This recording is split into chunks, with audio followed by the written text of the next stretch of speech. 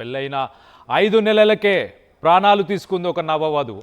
గత రాత్రి ఇద్దరు భార్యాభర్తల మధ్య ఒక గొడవ జరిగింది. ఆ గొడవ జరిగిన తర్వాత మొత్తానికైతే మనస్తాపంతో ప్రాణాలు తీసుకుంది చందన జ్యోతి.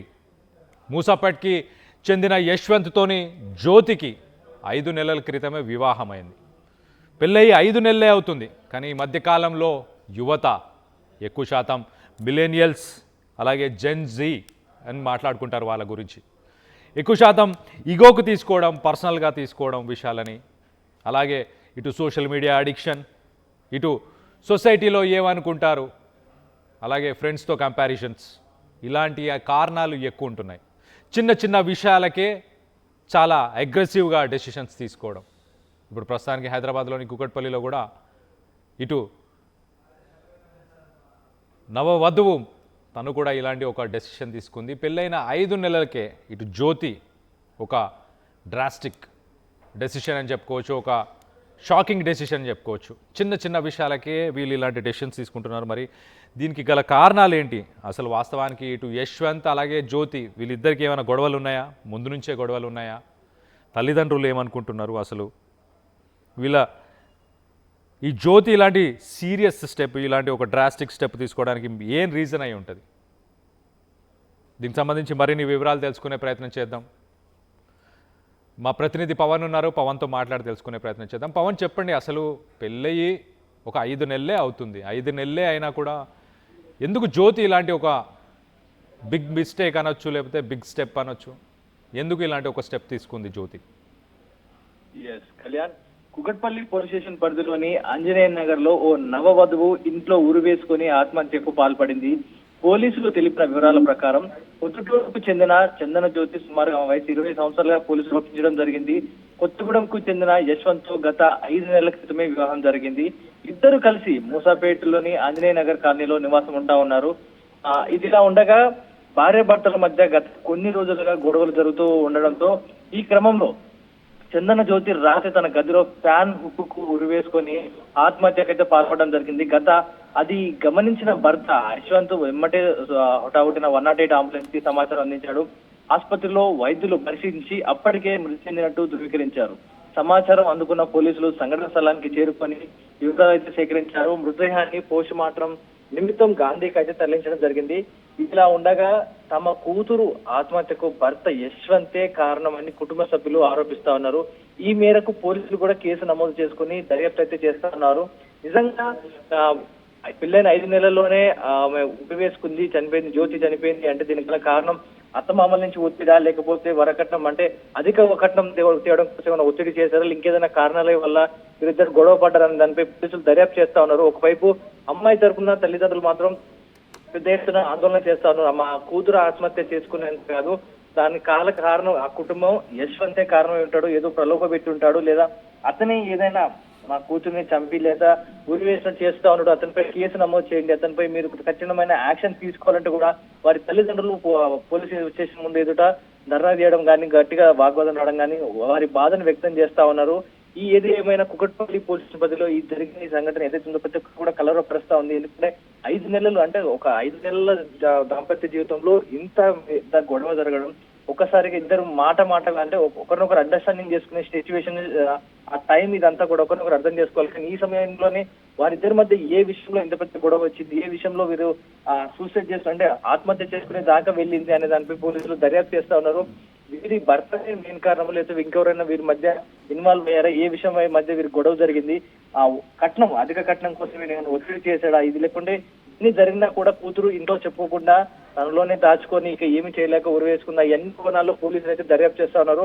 ప్రస్తుతానికి పోస్ట్ మార్టం నిమిత్తం జ్యోతి బాడీని అయితే వారి తల్లిదండ్రులకు అప్పగించడం జరిగింది. పోలీసులు కేసు నమోదు చేసుకుని దర్యాప్తు చేస్తా ఉన్నారు. దర్యాప్తు తర్వాత నిజాలు బయటకు వస్తాయంటూ కూడా వారి తల్లిదండ్రులు చెప్తా ఉన్నారు. మరోవైపు తల్లిదండ్రులు పోరాడుతా ఉన్నారు, మా కూతురికి న్యాయం జరగాలి, మరణానికి గల కారణాలు నిజంగా తెలియాలంటూ కూడా పోలీసు ఎదుట వారి బాధను అయితే వ్యక్తం చేస్తా ఉన్నారు. Kalyan, right Pawan, thanks for the latest update. ఇటు జ్యోతి, చందన జ్యోతికి సంబంధించిన ఫోటోని మనం చూడొచ్చు. చాలా హ్యాపీగా, చాలా ఎనర్జెటిక్గా, వైబ్రెంట్గా కనిపిస్తుంది. ఒక యంగ్స్టర్, హార్డ్లీ ఒక 25 ఇయర్స్ లోపడే తన వయసు ఉన్నట్టు కూడా తెలుస్తుంది. మరి పెళ్లి చేసుకుంది ఇటు యశ్వంత్ని చేసుకొని 5 నెలలే అవుతుంది. 5 నెలల్లో ఏం జరిగి ఉండొచ్చు? 5 మంత్స్ నుంచి మరి ఇటు యశ్వంత్కి లేకపోతే ఇటు చందన జ్యోతికి యశ్వంత్కి ఇద్దరికి కుదరలేదా? ఒకవేళ కుదరకపోతే ఇద్దరు తమ దారి తమ చూసుకోవచ్చు కదా, ఒక మ్యూచువల్ అండర్స్టాండింగ్ వచ్చి ఒక మ్యూచువల్ డివర్స్కి వెళ్ళి కూడా ఉండొచ్చు. కానీ మరి ఇలాంటి ఒక డాస్టిక్ స్టెప్, ఇటు జ్యోతిని యశ్వంత్ ఇబ్బంది పెట్టాడు, హరాస్ చేశాడు, కొంతకాలంగా గొడవలు కూడా జరుగుతున్నాయని మరి తల్లిదండ్రులు చెప్పుకొస్తున్నారు. దీంట్లో ఎంత వాస్తవం ఉంది? ఈ మధ్యకాలంలో యంగ్స్టర్స్ క్షణికావేశంలో పెద్ద పెద్ద తప్పులు చేస్తున్నారు. దానికి ఇది ఒక నిదర్శనం అనుకోవాలా? మొత్తానికైతే ఇటు కూకట్పల్లికి సంబంధించిన మూసాపేట్లో ఈ సంఘటన చోటు చేసుకుంది. మూసాపేట్కి చెందిన యశ్వంత్ని పెళ్లి చేసుకున్న చందన జ్యోతి మరి పెళ్లి చేసుకుని 5 నెలలే అవుతుంది. కానీ ఇటు 5 నెలలే అవుతుంది కానీ ఇటు యశ్వంత్ మరి సరిగ్గా చూసుకోలేదా? లేకపోతే ఈ మధ్యకాలంలో మనం చూస్తున్నాం ఎక్స్ట్రా మ్యారిటల్ ఎఫ్ఐఆర్స్ కావచ్చు, గర్ల్ ఫ్రెండ్స్ కావచ్చు, డిఫరెంట్ సార్ట్స్ ఆఫ్ రిలేషన్షిప్స్ కావచ్చు. ఇటు అమ్మాయి ఈ స్టెప్పు అత్తగారి ఇంట్లో ఉండి తీసుకుంది. అది గమనించాల్సిన విషయం.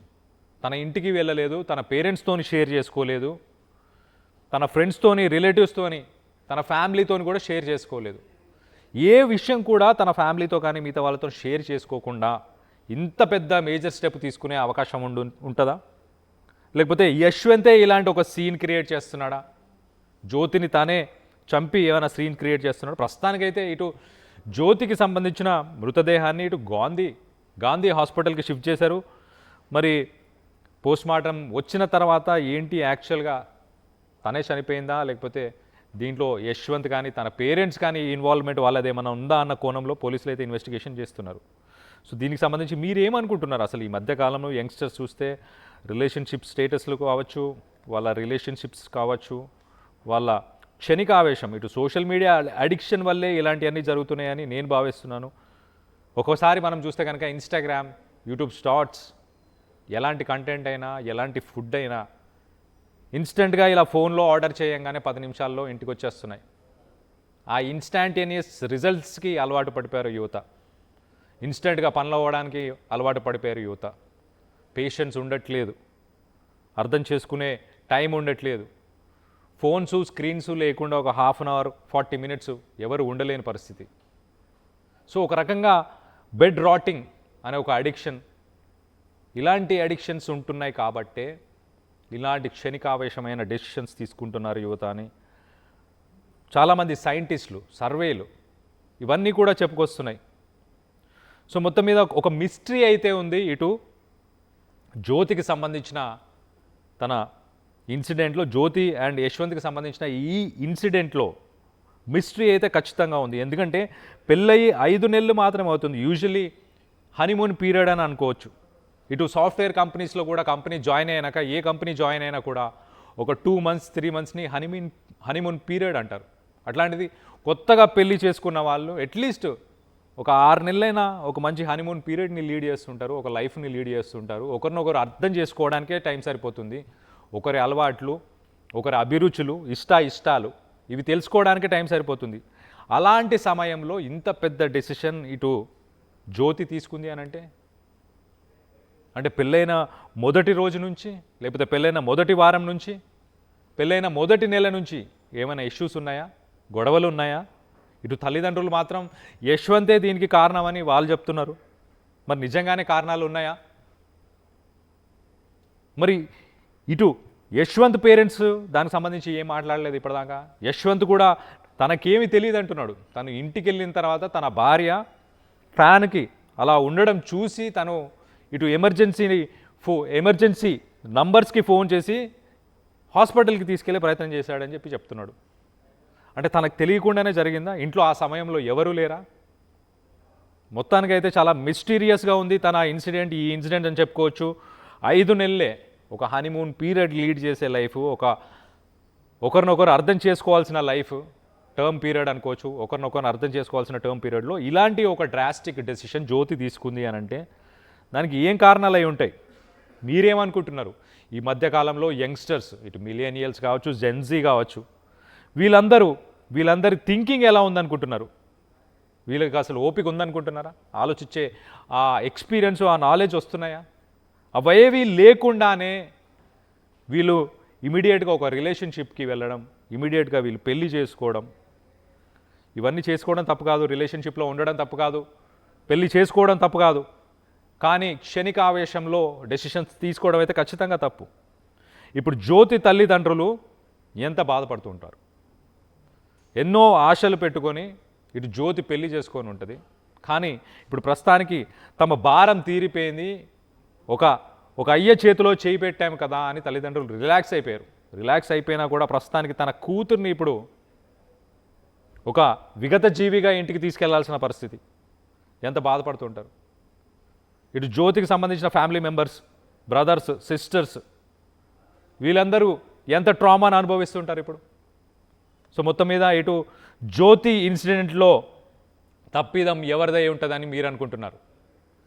ఇటు జ్యోతి ఇన్సిడెంట్లో యశ్వంత్ పాత్ర ఉందనుకుంటున్నారా? యశ్వంత్ తల్లిదండ్రుల పాత్ర ఉందనుకుంటున్నారా?